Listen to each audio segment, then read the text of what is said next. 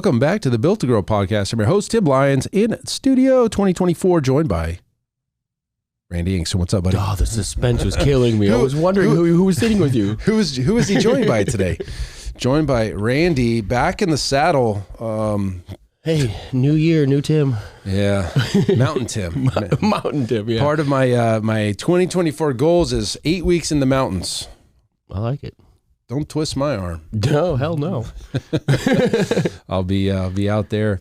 But yeah, man, I got that house set up as an Airbnb now, and we got our second guest in there, and it's killing me. Like, don't ruin my house. It reminded me of that league, forever unclean. It's never going to be the same. I know, I'm going to have to freaking deep steam clean the whole place.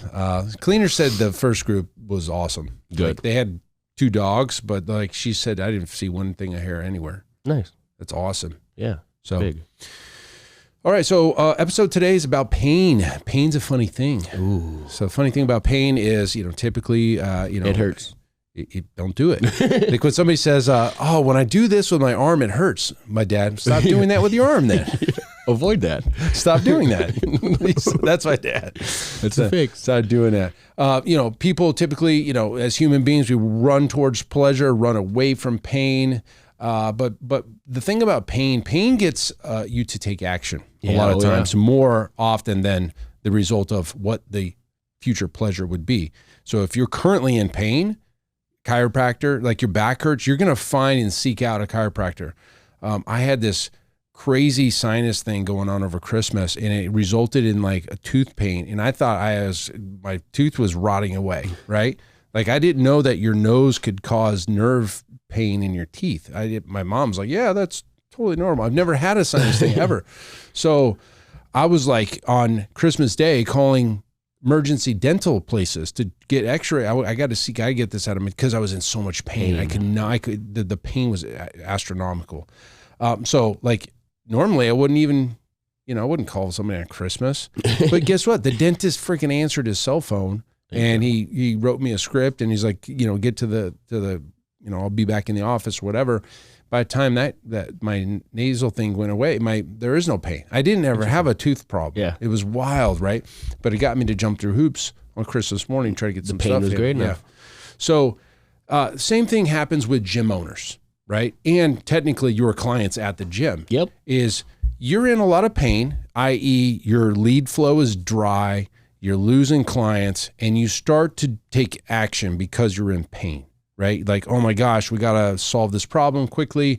You jump on the silver bullet marketing strategy. And that's why, you're hit up with these ads. You jump on this stupid, crazy stuff because your business is in pain. You need to fix it. So you'll do anything a lot of times to fix it. And unfortunately, a lot of those plays end up more detrimental to your business in the long run, but that doesn't matter right now. You got to fix the problem. Same thing with your clients. Your clients are coming into the gym to get in better shape. They find themselves at the doctor's office with high blood pressure and pre-diabetic, and they feel like crap and their knees hurt. Guess what? The phone rings.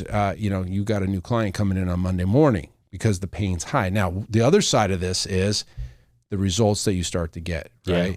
So think about the client at your gym, he or she sticks it out for 60 days, 90 days, and they're starting to lose and feel better, lose weight, feel better. They're starting to, maybe their clothes are fitting a little looser and they have more energy. Next thing you know, they start giving themselves reasons to make an excuse for that next cheat meal, and they don't got to go to the gym today because they're not in as much pain as what they originally were when they came in, and they start to slide back, right? And they take their foot off the gas. And they start slipping to old habits. And next thing you know, you don't see them. They're gone. Yeah. And they're gained all the weight back or whatever it is, right? And this is very common with gym owners as well.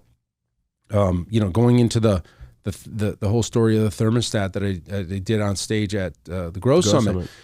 Your thermostat, your internal thermostat, this is hypothetical, is set to what you believe you should be at. Your business is going to make what you believe it should make, right? You think your business is only worth $30,000 a month. That's where you're going to end up.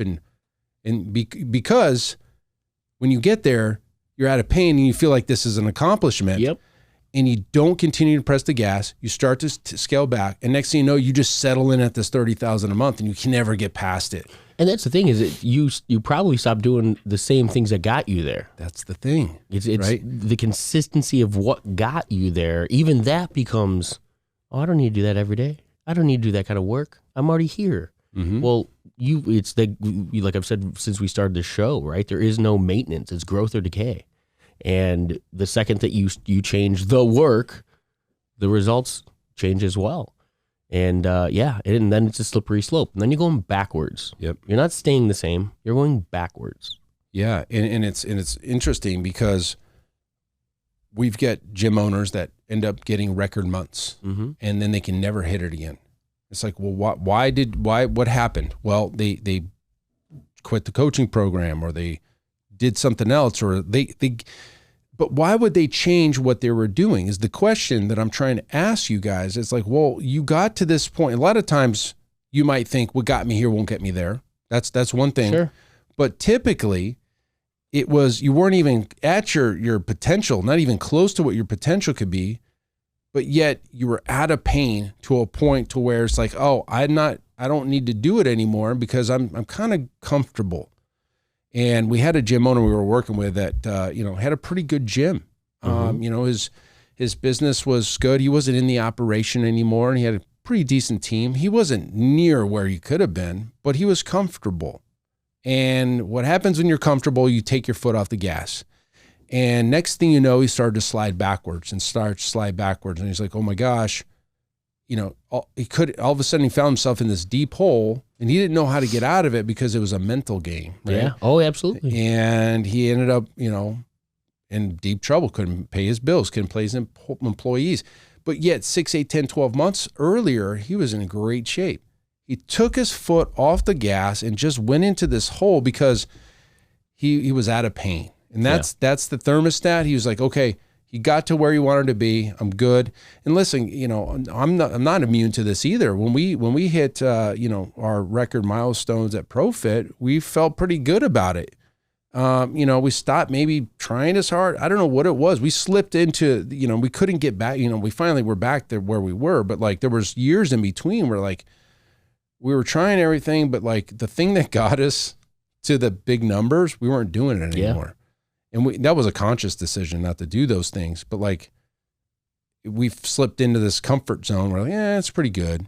And we were, I wouldn't say we completely took our foot off the gas, but there was like a year or two there that was like, weren't really trying that hard. It was just happening. Right. And It's like, and I see it happening with clients at the gym. I see it with gym owners happen to us. It's like, be cognizant of it. I don't think we were even aware. It was just happening, right? And there's a lot when you said the mindset of it. I mean, you could talk about the Stoics and their consistent challenges. You could talk about the marketplace and fitness and the challenges. Self-inflicted adversity, the choice to do something difficult, not for the fact that. I mean, you're choosing a pain point. You're choosing a goal that's bigger than what you think you can hit. You're choosing to do something like go to the gym every day with progressive overload and push your body beyond what it's capable of today. That's where growth happens. And so I think personally, one of the greatest things you could do is some form of self-inflicted adversity. It's why the 75 hard is taken off, because it's not easy to do. Mm-hmm. And when you make a choice to do something that's difficult and beyond what your typical comfort levels are, you sharpen that edge. You're creating more discipline, and that discipline is what leads to those results and over time. And it leads to your decision to find comfort in the discomfort, right? Those uncomfortable times become your norm, and your stress levels or not your stress levels, your stress threshold then increases, and you're capable of more. And that's the whole reason that coaches have these challenges and these programs, is to prove to ourselves that we are capable of more.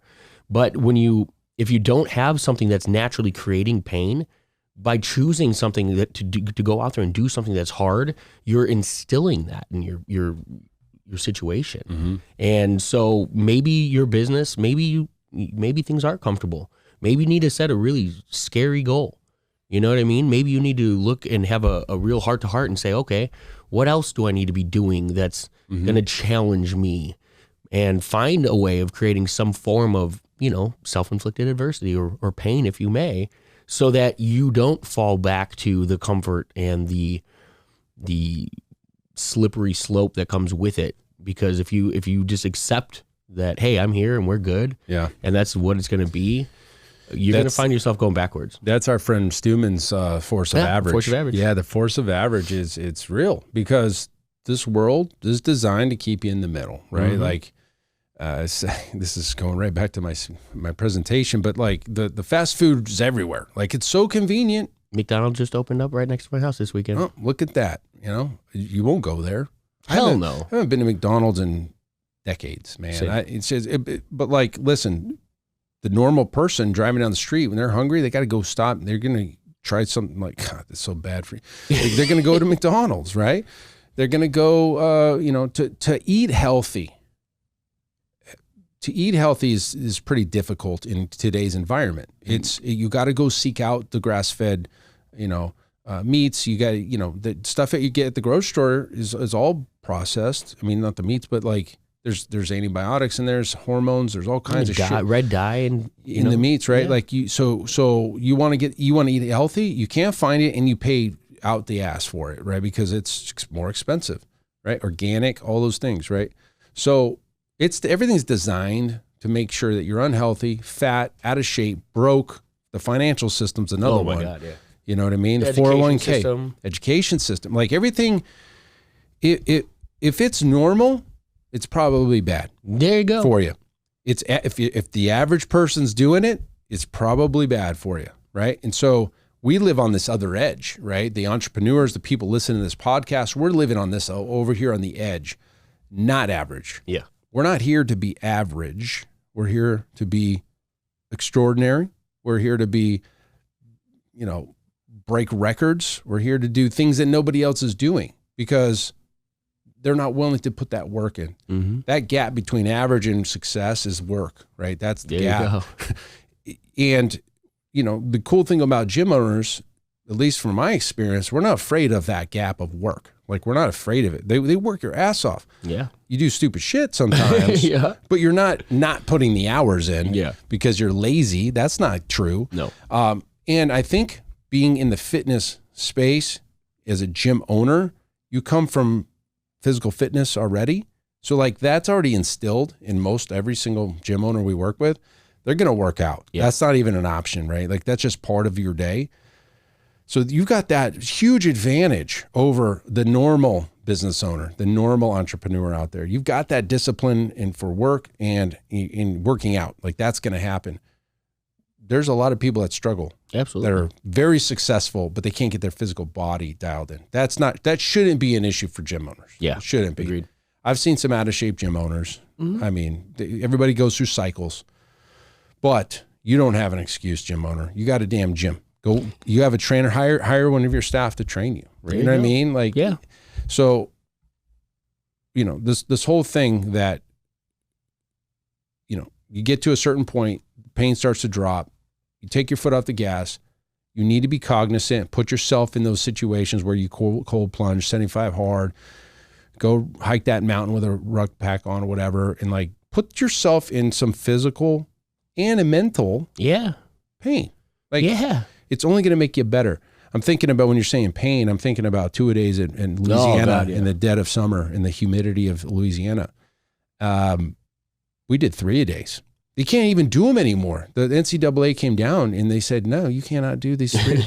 So we would, it was freaking looking back on it. And I, like, it was hell. And there was guys dropping out, full body cramps, IVs on the field. We had to get IVs on the field, a lot of these guys. These offensive linemen had to weigh in before and after. I would see a 14-pound drop in water weight. A lot of water. And they had to get their weight back before their next practice. It was insanity with the shit we were going through. But you push that threshold so that when you get into the games, this is nothing.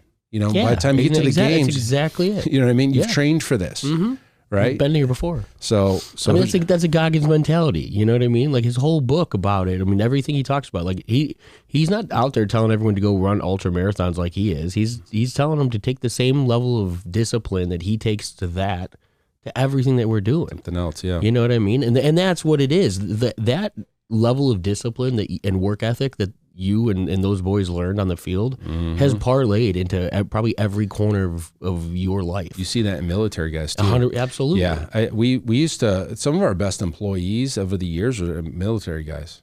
Guys have such discipline. It's just the way it is. And hierarchy is a thing, right? Like they understand, respect hierarchies. Yeah. Which is like in a place of business, that's pretty great. Like if you're a business owner, hiring military guys and girls is like such a smart move.